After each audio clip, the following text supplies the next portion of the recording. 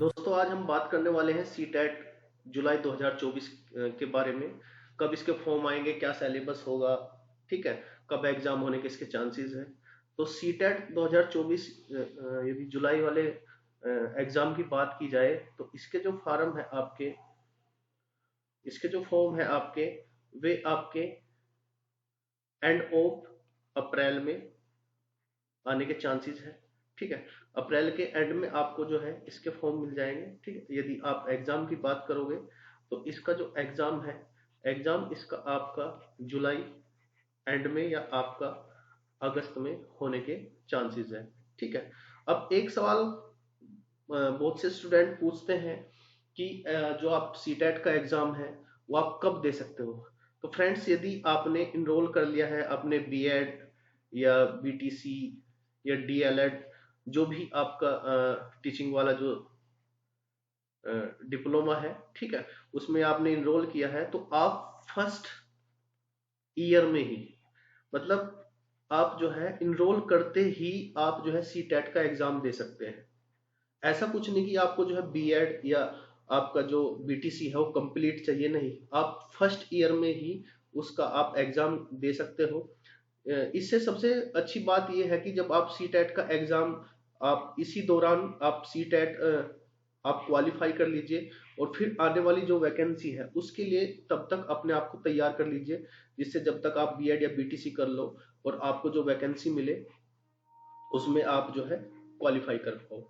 ठीक है, तो इसके फर्स्ट ईयर में ही आप जो है इस एग्जाम को दे सकते हो।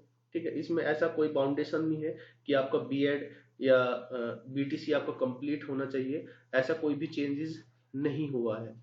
ठीक है, यदि आप इसके पासिंग मार्क्स की बात करो तो इसके जो पासिंग मार्क्स है, पासिंग मार्क्स की बात करते हैं तो आपका जो जनरल है, जनरल कैटेगरी के लिए आपको 90 मार्क्स होने चाहिए। ओबीसी या आपका एससी या अदर के लिए आपको इसमें आपको 82 मार्क्स होने चाहिए। ठीक है, अब कुछ बच्चों का डाउट होता है कि जैसे अदर कोई रिजर्वेशन इसमें मिलता है या नहीं मिलता। तो फ्रेंड्स, इससे अलग इसमें कोई भी रिजर्वेशन नहीं मिलता है।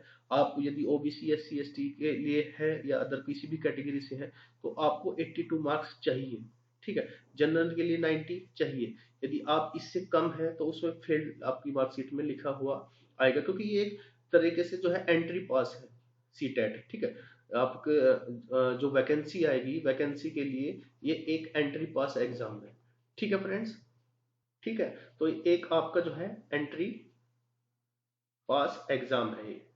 तो इसके लिए जो है आपको बस क्वालिफाई होना चाहिए।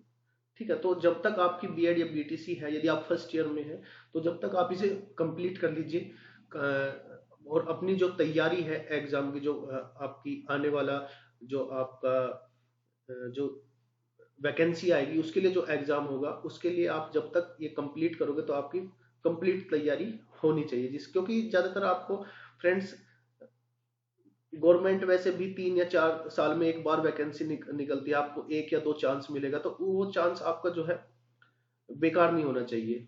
यदि आपको एक चांस मिला है तो उस चांस में आपको जो है अच्छे से तैयार होना चाहिए आपका एग्जाम, जिससे आप फर्स्ट चांस में ही आप जो है जॉब पा लो। ठीक है, अब बात करते हैं यदि नेगेटिव मार्किंग की, तो इसमें जो है कोई भी नेगेटिव मार्किंग नहीं है अभी तक। ठीक है, कोई भी नेगेटिव मार्किंग नहीं है। यदि आप मोड की बात करो, एग्जाम मोड की बात करो, तो इसमें जो है ऑफलाइन जो है इसका एग्जाम मोड होता है, ऑफलाइन जो है आपका एग्जाम लिया जाएगा। ठीक है, अब बात करते हैं इसके सिलेबस के बारे में। यदि इसके सिलेबस की बात की जाए तो सिलेबस में इसमें जो है 1 से 5 तक जो आपका पीआरटी है, ठीक है, जो ओनली बीटीसी वाले बच्चे ही दे सकते हैं, क्योंकि बीएड वाले अब इसमें अलाउ नहीं है।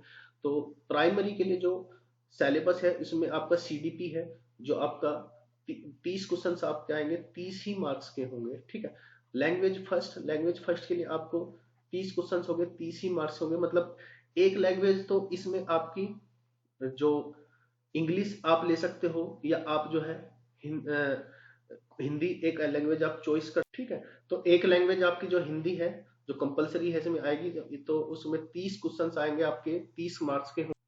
ठीक है, तो हिंदी आपकी 30 क्वेश्चन है, 30 मार्क्स के आएंगे। यदि आप सेकंड लैंग्वेज की बात करो तो सेकंड लैंग्वेज में आप संस्कृत या इंग्लिश, ठीक है, एक लैंग्वेज आप सिलेक्ट करोगे। आप संस्कृत भी ले सकते हो, आप इंग्लिश भी ले सकते हो। उसके 30 क्वेश्चन आएंगे आपके, 30 ही मार्क्स के वे होंगे। यदि मैथमेटिक्स की बात करें, बिल्कुल नॉर्मल मैथमेटिक्स इसमें आपका पूछा जाता है, 30 क्वेश्चन हो गए, 30 ही मार्क्स के होंगे वे। ईवीएस की बात करें तो ईवीएस का भी आपके 30 क्वेश्चन और 30 ही मार्क्स के ये होंगे। तो ये इस तरीके से आपका 150 क्वेश्चन बैठते हैं, ठीक है, जिसमें से आपको जो है जनरल के लिए आपको 90 क्वेश्चन लाने हैं। और यदि एससी ओबीसी की बात करें तो आपके जो है 82 क्वेश्चन आपके इसमें होने चाहिए। अब बात करते हैं आपका जूनियर लेवल की। जूनियर में आपको जो 6 से 8 तक का है उसकी बात करते हैं। इसमें आपका सीडीपी है जो 30 क्वेश्चन आपके होंगे। यदि लैंग्वेज की कंपलसरी जो आपका जो लैंग्वेज है, हिंदी लैंग्वेज आपकी 30 है। सेकंड लैंग्वेज इसी तरीके से आपको इसमें सिलेक्ट करनी होगी, 30 क्वेश्चन है, 30 ही मार्क्स के होंगे आपके। अब इसमें जो है एक पोर्शन होता है, यदि आप एसएसटी बैकग्राउंड से हो, ठीक है, एसएसटी सोशल साइंस के 60 क्वेश्चन हो गए। यदि आप मैथ या साइंस बैकग्राउंड से है तो आपको जो है मैथ और साइंस के 60 क्वेश्चन मिलेंगे। मतलब यहाँ पर सब्जेक्ट से रिलेटेड होगा। यदि आप एसएसटी के हो तो तब 60 क्वेश्चन मिलेंगे, यदि आप मैथ और साइंस के हैं तब आपको 60 क्वेश्चन मिलेंगे। तो इस तरीके से ये आपका 150 क्वेश्चन 150 मार्क्स के बैठते हैं। इसमें भी क्राइटेरिया सेम टू सेम है, जनरल के लिए 90 क्वेश्चन और एससी ओबीसी के लिए आपका 82 क्वेश्चन। तो ये क्वालिफाइड एग्जाम है। और इस एग्जाम का जो डिटेल में आपका सिलेबस है वो नेक्स्ट वीडियो में हम देखेंगे, ठीक है। इसमें एक छोटा सा ओवरव्यू था सीटेट के एग्जाम से रिलेटेड और उसके सिलेबस से रिलेटेड, ठीक है। यदि आपको वीडियो अच्छी लगी है तो आप इसे लाइक कीजिए, सब्सक्राइब कीजिए। धन्यवाद।